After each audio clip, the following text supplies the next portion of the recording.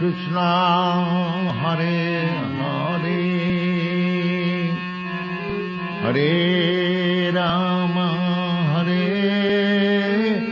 রাম রাম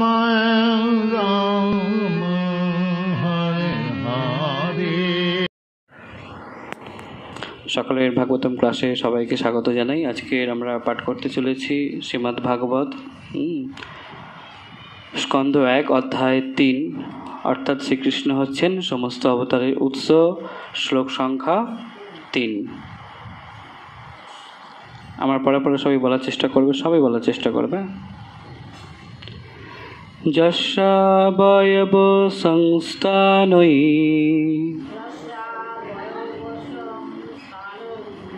কল্পিত লোক বিস্তার তদ্বৈ ভগবত রূপম বিশুদ্ধম সত্যমূর্জিতম যশাবয়ব সংস্থানৈ কল্পিত লোক বিস্তার তদ্বৈ ভগবত রূপম বিশুদ্ধম সত্যমূর্জিতম। মাতাজি। যস্যাবয়ব সংস্থানৈ কল্পিত লোক বিস্তার তদ্বৈ ভগবত রূপম বিশুদ্ধম সত্যমূর্জিতম। এবার শব্দার্থ সবাই আমার পরে বলবে, সবাই। হ্যাঁ, যস্য যার, অবয়ব অবয়ব, সংস্থানৈ অবস্থিত, কল্পিত কল্পিত, লোক জীব অধ্যুষিত গ্রহ, বিস্তার বিস্তার, তদ্বৈ কিন্তু তা, ভগবত পরমেশ্বর ভগবানের রূপম রূপ, বিশুদ্ধম বিশুদ্ধ, সত্যম অস্তিত্ব, ঊর্জিতম পরম উৎকর্ষ। অনুবাদ। সমগ্র বিশ্বব্রহ্মাণ্ড পুরুষের বিরাট শরীরে অবস্থিত, কিন্তু তার সৃষ্ট এই জড় উপাদানের সঙ্গে তার কোনো সম্বন্ধ নেই।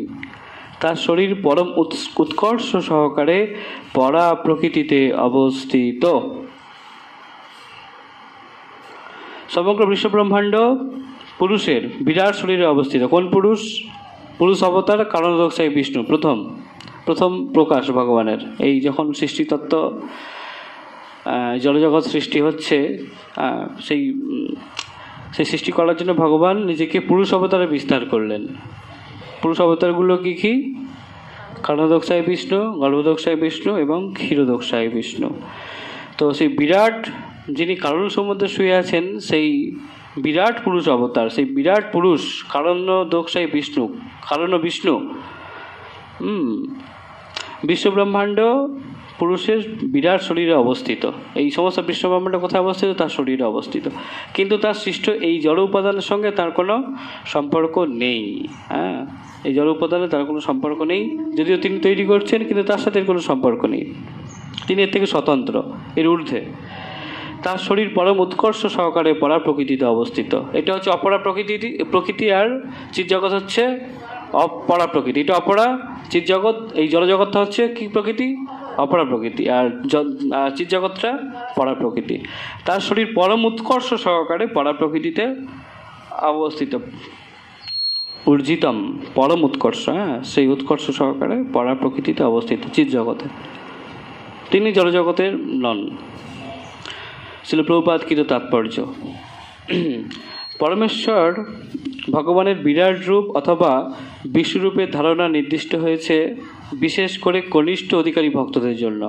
হ্যাঁ, পরমেশ্বর ভগবানের বিরাট রূপ অথবা বিশ্বরূপের ধারণা নির্দিষ্ট হয়েছে বিশেষ করে কনিষ্ঠ অধিকারী ভক্তদের জন্য, যাদের পক্ষে ভগবানের দিব্যস্বরূপ হৃদয়ঙ্গম করা অত্যন্ত কঠিন।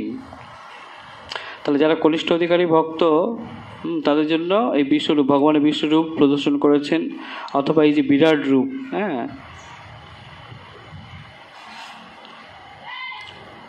কারণ তাদের পক্ষে কি ভগবানের যে দিব্যরূপ, রাধা শ্যামসুন্দর রূপ, রাধা মাধব রূপ, হ্যাঁ, রাধা গোবিন্দ রূপ, এগুলোকে হৃদয়ঙ্গম করার অত্যন্ত কঠিন এই দিব্য রূপগুলো। তার জন্য হৃদয়ের কুলসতা অনেকভাবে আগে পরিষ্কার করতে হয়, তাই না? হৃদয়ের নোংরাটা আগে দূর করতে হয়, তবে ভগবানের ওই স্বরূপ বোঝা যায়, যেটা সহজে বোঝা যায়। কি কারণদক্ষায় বিষ্ণুকে সহজে বুঝতে পারবো, অথবা এই গর্ভদক্ষায় বিষ্ণু, ক্ষীরদক্ষায় বিষ্ণু, বা এই ভগবানের অন্যান্য রূপ, তাদের জন্যই এগুলো, কনিষ্ঠ ভক্তদের জন্য এই সব রূপগুলো বিশেষভাবে নির্দিষ্ট হয়েছে। সেই জন্যই ভগবানের এই যে ব্রহ্মজ্যোতি রূপ, ভগবানের এই দেহনিশ্চিত আলো, সেটাকে ভাবা, সেটাকে ধ্যান করা, সেটা সহজ, অতি সহজ, বা পরমাত্মার আরেকটু কঠিন হলেও সেটা অতি সহজে তার উপাসনা করা সম্ভব হয়। কিন্তু স্বয়ং ভগবান শ্রীকৃষ্ণের যে তার সশরীর, তার সেই যে রূপ, বৃন্দাবনের শ্যামসুন্দর রূপ, সেটাকে ধারণা করা অত্যন্ত কঠিন। তার জন্য হৃদয়কে আগে পরিষ্কার করতে হয়। সেখানে আগে কৃষ্ণভাবৃত অনুসরণ করতে করতে যদি হৃদয় কুলসতা নষ্ট হয়, তখন ওই সব থেকে উপরের স্তরে আমরা যেতে পারি। কিন্তু প্রাথমিক স্তরে এগুলো খুব সহজেই উপাসনা করা যায়, ব্রহ্মজ্যোতি পরমাত্মা। তারা মনে করে যে রূপ মানে হচ্ছে প্রকৃত জগতের কোনো বস্তু, প্রাকৃত জগতের কোনো বস্তু। তাই প্রারম্ভিক স্তরে অদ্বৈত তত্ত্ব সম্বন্ধে একটি বিপরীত ধারণার প্রয়োজন হয়ে পড়ে, যাতে তারা ভগবানের শক্তি বিস্তারের ধ্যানে মনকে নিবদ্ধ করতে পারে। এই কনিষ্ঠ ভক্তরা কি মনে করছে, রূপ মানে হচ্ছে কি প্রাকৃত জগতে কোনো বস্তু। এই প্রাকৃত জগতে, এই জগতের হয়তো কোনো একটা বস্তু হবে, কিন্তু ভগবানকে এই জগতের কেউ এই না। তাই প্রারম্ভিক স্তরে, প্রাথমিক স্তরে অদ্বৈত তত্ত্ব সম্বন্ধে একটি বিপরীত ধারণার প্রয়োজন হয়ে পড়ে, যাতে তারা ভগবানের শক্তি বিস্তারের ধ্যানে মনকে নিবদ্ধ করতে পারে। ভগবানের শক্তি বিস্তারের মানে একটা রূপের প্রয়োজন হচ্ছে, যাতে সেই রূপটাকে তারা ধ্যান করতে পারে। তার জন্য এই কালদক্ষায় বিষ্ণু, গর্ভদক্ষায় বিষ্ণু, এই রূপগুলোর কথা সেখানে আলোচনা করা হচ্ছে। প্রারম্ভিক স্তর, এটা কিন্তু প্রাথমিক স্তর, নবীন ভক্তদের জন্য বলা হচ্ছে। এটা যারা উত্তম অধিকারী বা মধ্যম অধিকারী তাদের জন্য নয়। তারা যখন আস্তে আস্তে বুঝতে পারবে, আরও জানবে, তখন বুঝবে না এইগুলো সব এতে অংশ কলাপ অংশ, ভগবানের অংশ প্রকাশ। প্রকৃত ভগবান বিষ্ণু তত্ত্ব, কিন্তু ঈশ্বর পরম কৃষ্ণ সচ্চিদানন্দ বিগ্রহ। এটা কখন আসবে? আস্তে আস্তে আস্তে আস্তে পুরুষ অবতার, গুণাবতার জেনে আস্তে আস্তে ভগবানকে তখন জানতে পারবে। এইগুলো আমরা আগের দিন পড়েছিলাম। এই ভগবানের সৃষ্টিতত্ত্ব, ভগবান এই প্রকাশ যারা ভালোভাবে জানতে পারবে, বুঝতে পারবে, তারা ভগবানের দিব্য কাজকর্ম, দিব্য সব কিছু বুঝতে পারবে। জন্মকর্ম চ মে দিব্যম এবং যে ব্যক্তি তত্ত্বত, জন্মকর্ম সব আমার দিব্য। ত্যাক্তা দেহ পুনর্জন্মম নৈতি মামেতি সহর জন্য, যারা এটা জানতে পারে তাদের আর পুনর্জন্ম হয় না। এইভাবে জানতে জানতে জানতে জানতে একদিন স্বয়ং ভগবান শ্রীকৃষ্ণে আমরা পৌঁছাতে পারবো। বুঝতে পারলে? তাই প্রারম্ভিক স্তরে অদ্বৈত তত্ত্ব সম্বন্ধে একটি বিপরীত ধারণার প্রয়োজন হয়ে পড়ে, যাতে তারা ভগবানের শক্তি বিস্তারের ধ্যানে, মানে ভগবানের শক্তিতে, এই বিশাল একটা বিরাট রূপ, সেই ধ্যানে এই যে এই রূপটা, এটা ধ্যান করতে শুরু, এটা নিয়ে ভেবে আমরা মনটাকে এই নিয়ে চিন্তা করছি প্রাথমিক স্তরে।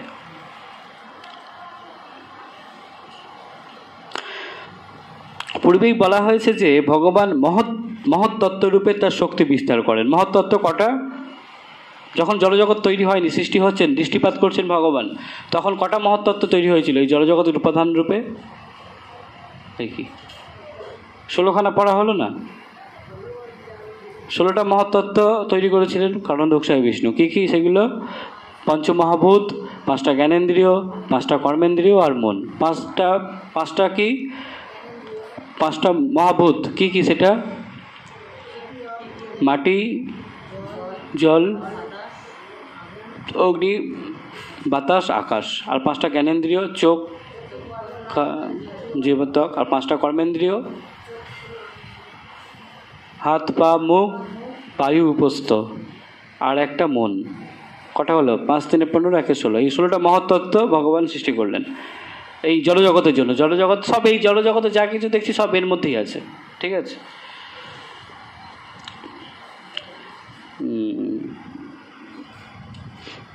তাহলে মহত্তত্ত্বরূপে তার শক্তি বিস্তার করেন। পূর্বেই বলা হয়েছে যে ভগবান মহত্তত্ত্বরূপে, এইগুলো তার শক্তি, তাই না? যা হচ্ছে সমস্ত জড় উপাদানের আধার। এই যে জড় উপাদান জড়জগতে কিছুতে তৈরি হয়েছে, তো এই আধারটা কি? এইগুলোই, এই 16টা মহত্তত্ত্ব। ভগবান মহত্তত্ত্ব রূপে তার শক্তি বিস্তার করেন, যা হচ্ছে সমস্ত জড় উপাদানের আধার। একদিক দিয়ে বিচার করলে স্বয়ং ভগবান এবং তার শক্তি একই, কিন্তু তা সত্ত্বেও মহত্তত্ত্ব ভগবান থেকে ভিন্ন। হ্যাঁ, যদিও ভগবানের শক্তি আলাদা, কিন্তু এই শক্তি একই, কিন্তু মহত্তত্ত্ব ভগবানের শক্তির প্রকাশ, কিন্তু এই জড় মহত্তত্ত্ব ভগবানের থেকে ভিন্ন। হ্যাঁ, তৈরি করেছেন, কিন্তু ওই যে বলা হচ্ছিল না যে নিয়ম শৃঙ্খলা কি রাজার জন্য এক হবে? রাজা কি সেই জেলের মধ্যে বন্দী হবে? রাজা আইন বানিয়েছেন তার প্রজাদের জন্য, রাজা এই সমস্ত আইনের থেকে ঊর্ধ্বে, তাই না?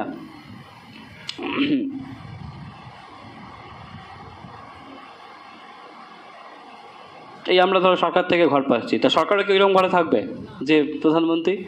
সে কি ইন্দিরা আবাসের জন্য ঘরে থাকবে? থাকবে কি? সেই ঘর আমাদের জন্য তিনি দিচ্ছেন না, আমরা থাকবো।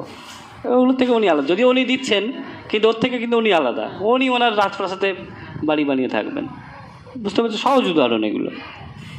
তো একটা সাধারণ মানুষের জন্য যদি এইরকম হয়, ভগবান তিনি সমস্ত জগতের নাথ জগন্নাথ, তিনি এই সব জড়জগতের নিয়মের মধ্যে পড়বেন না? জড়জগতের নিয়মের কারা পড়বে? যারা এই চিৎ জগতে অপরাধ করে নিশ্চিত হয়ে এই জড়জগতে আসছে, তাদেরকে সংশোধন করার জন্য এই আইন ব্যবস্থা হয়েছে, এই জড়জগতের ব্যবস্থা হয়েছে। তোমরা এখানে সংশোধন করো নিজেকে, করে আবার ফিরে আসো এখানে, তাই না? একটা উৎকৃষ্ট জায়গায় থাকতে গেলে এত নিকৃষ্ট, জড় প্রকৃতি হচ্ছে নিকৃষ্ট শক্তি ভগবানের, বহিরঙ্গা শক্তি। সেখানে থাকতে গেলে এত নিয়মকানুন আমাদের মানতে হচ্ছে, সামাজিক নিয়ম। হ্যাঁ, ভগবানের নিয়ম গীতাতে আছে, যাতে আমরা নিজেদেরকে শুদ্ধ আচরণ করে আমরা আবার চিৎ জগতের উপযুক্ত হতে পারি, হয়ে আবার সেখানে চলে যাব, তাই না? সেখানে চিৎ জগতে থাকতে গেলে তার তো সেই রকম তার ব্যবহার বিধি থাকবে, সেখানে কীভাবে থাকবে না থাকবে আচরণ। যদিও মহত্তত্ত্ব রূপ তারই প্রকাশ এই তত্ত্বগুলো, কিন্তু তিনি তার থেকে ভিন্ন। তাই ভগবানের শক্তি বা ভগবান স্বয়ং একাধারে ভিন্ন এবং অভিন্ন, এটা হচ্ছে মেন ব্যাপার। তাই ভগবানের শক্তি ও ভগবান স্বয়ং একাধারে ভিন্ন এবং অভিন্ন। এটা যদিও ভগবানের শক্তির প্রকাশ, এটা যদিও সরকার থেকে দিচ্ছে, আবার সরকার নিজেও থাকছে না। ভগবান বৃন্দাবনে আছেন, গোলক বৃন্দাবনে আছেন, ভগবান আমাদের মধ্যেও আছেন। এটা কি স্বয়ং ভগবান? না, ভগবানের অংশ। এতে হচ্ছে অংশ কলা পুংস, অংশের কলা। ভগবান শ্রীকৃষ্ণ থেকে বলরাম প্রথম প্রকাশ পেল যে ভগবান স্বয়ং ভগবানের অংশ। কেন এরা প্রকাশ করতে হচ্ছে? কেন ভগবানকে এক্সপ্যান্ড করতে হচ্ছে? কেন ভগবানের থেকে ভগবান তৈরি হচ্ছে? কেন বলবে তো? অনেক কারণ আছে। আমি যদি বিশেষ দুটো কারণ নিয়ে আলোচনা করি, তাহলে আমি যদি একা বাড়িতে থাকি, ভালো লাগবে? একা রস আস্বাদন হবে? সে সাক্ষর রস হোক, বাৎসল্য রস হোক, বা মধুর রস হোক, একা হবে? আমার যদি একটা বন্ধু থাকে, তার সাথে আমি বন্ধুত্বপূর্ণ আলোচনা তার সাথে করে, তো ভগবানও এরকম রসের সাগর। ওই জন্য তিনি বলরামকে প্রথম প্রকাশ করেছেন। বৃন্দাবনে ভগবানের প্রথম প্রকাশকে বলরাম, ভগবান হচ্ছে ভগবানের দাদা, তার সাথে বাৎসল্য রস, তার সাথে সক্ষর রস আস্বাদন করছেন, তাই না? বন্ধুত্বপূর্ণ রস, হ্যাঁ, দাদার স্নেহ ভালোবাসা, বুঝতে পারছো না? আবার ঠিক সেভাবে যখন বৃন্দাবনে কৃষ্ণ রাসলীলা চলছে, তখন প্রত্যেক গোপিকাদের সাথে একজন করে কৃষ্ণ আছেন। হ্যাঁ, সেটা হচ্ছে বিলাস বিগ্রহ। তো ভগবান নিজেকে অতগুলো গোপিকাদের সাথে আছেন। কেন আছেন? যাতে রস আস্বাদন হয়, মধুর রস আস্বাদন হয়, তাই না? ঠিক সেভাবে ভগবান এই জড় জগৎ তৈরি করার জন্য নিজেকে প্রকাশ করছেন, যে জড়জগৎকে দেখাশোনা করবে। তিনি জড়জগৎকে থাকবেন না। জড়জগতে থাকতে চাইছে তার জীব, তার পুত্ররা, ঠিক আছে? তাহলে তার জন্য সমস্ত বন্দোবস্ত তিনি করে দিচ্ছেন। এখানে কি আমাদের খেতে পাচ্ছি না? আমরা এখানে পড়তে পারছি না? সব বন্দোবস্ত তিনি করে দিয়েছেন। ঠিক আছে, তোমরা ওখানে থাকতে চাইছো, যাও, কে থাকো। সেই জন্য কী করছেন? জড়জগৎকে যাতে সঠিকভাবে চলে, তাই নিজেকে তিনি প্রকাশ করছেন। গুণাবতার, এই ব্রহ্মা বিষ্ণু মহেশ্বর কারা? ভগবানেরই প্রকাশ। এরা হচ্ছে ভগবানের গুণাবতার। 3টি গুণকে ধারণ করছে, তাই এরা গুণাবতার। ব্রহ্মা কী গুণ ধারণ করছেন? রজগুণ। বিষ্ণু কী গুণ ধারণ করছেন? সত্যগুণ। শিব কী গুণ ধারণ করছেন? মহাদেব তমগুণ।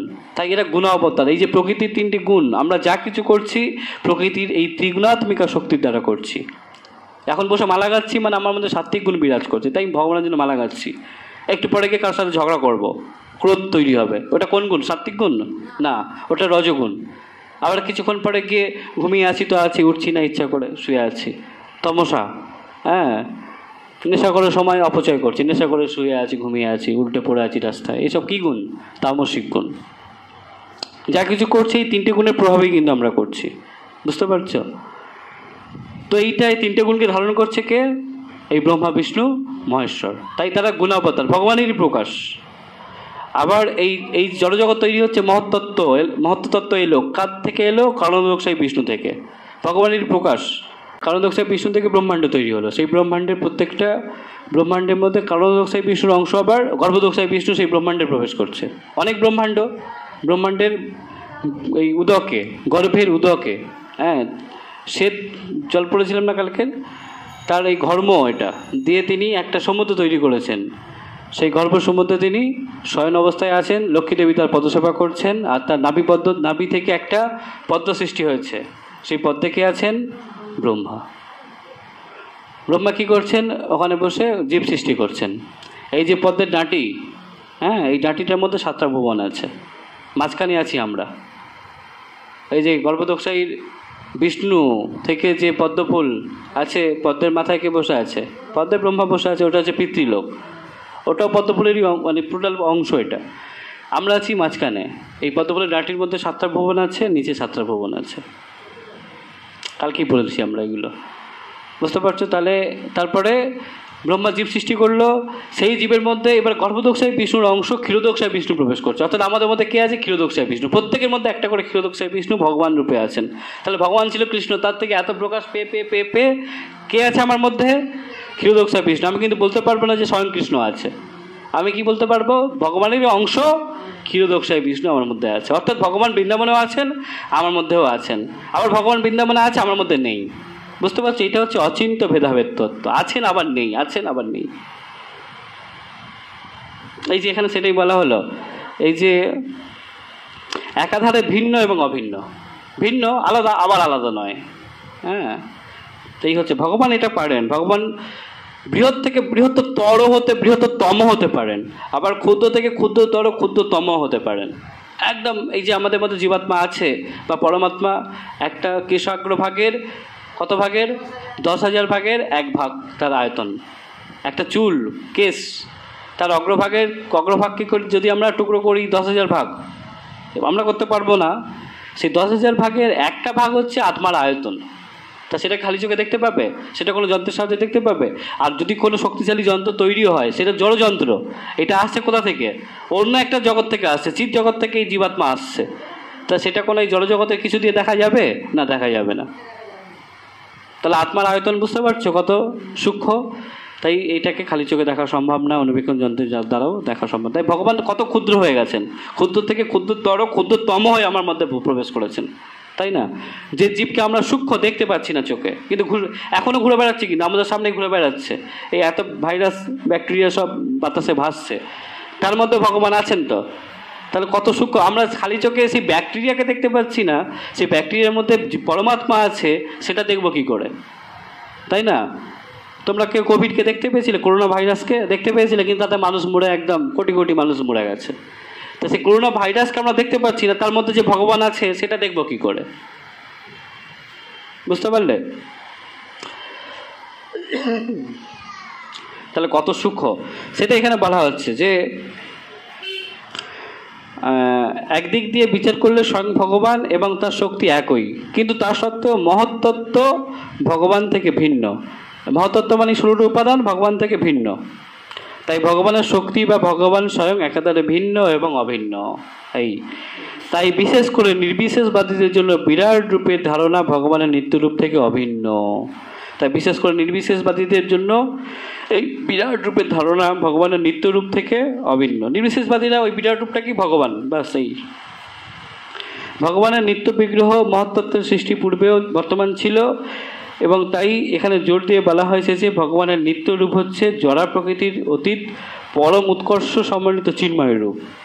হ্যাঁ, প্রকৃত রূপ যেটা ভগবানের, সেটা কি? পরম উৎকর্ষ সমন্বিত চিন্ময় রূপ। হ্যাঁ, ভগবানের এই দিব্য রূপ তার অন্তরঙ্গা প্রকৃতিতে প্রকাশিত হয়। অন্তরঙ্গা প্রকৃতি কথার অর্থ, হ্যাঁ, অন্তরঙ্গা শক্তি, মহামায়া। অন্তরঙ্গা শক্তি যেখানে আছে সেখানে প্রকাশিত অন্তরঙ্গা শক্তি। বহিরঙ্গা শক্তি, বহিরঙ্গা শক্তি দ্বারা এই জড়জগৎ তৈরি হয়েছে, আর অন্তরঙ্গা শক্তি দ্বারা চিন্ময় জগৎ, চিৎ জগৎ।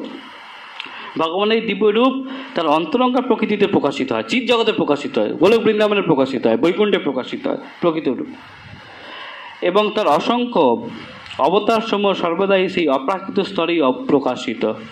যদিও তারা এখানে আসছেন জীব উদ্ধারের জন্য, কিন্তু তার অবতার সমূহ সর্বদাই সেই অপ্রাকৃত স্তরে। এটা প্রাকৃত, ওটা অপ্রাকৃত, এটা পড়া, ওটা অপড়া, এটা জড়, ওটা চিন্ময়, অপ্রাকৃত স্তরেই প্রকাশিত। এবং তারা কখনোই মহত্ব তত্ত্বের দ্বারা প্রভাবিত নন। হ্যাঁ, সেই অবতার সমূহ এই মহত্ব তত্ত্বের দ্বারা তারা প্রভাবিত হন না, তারা চিৎ জগতের থাকেন সব।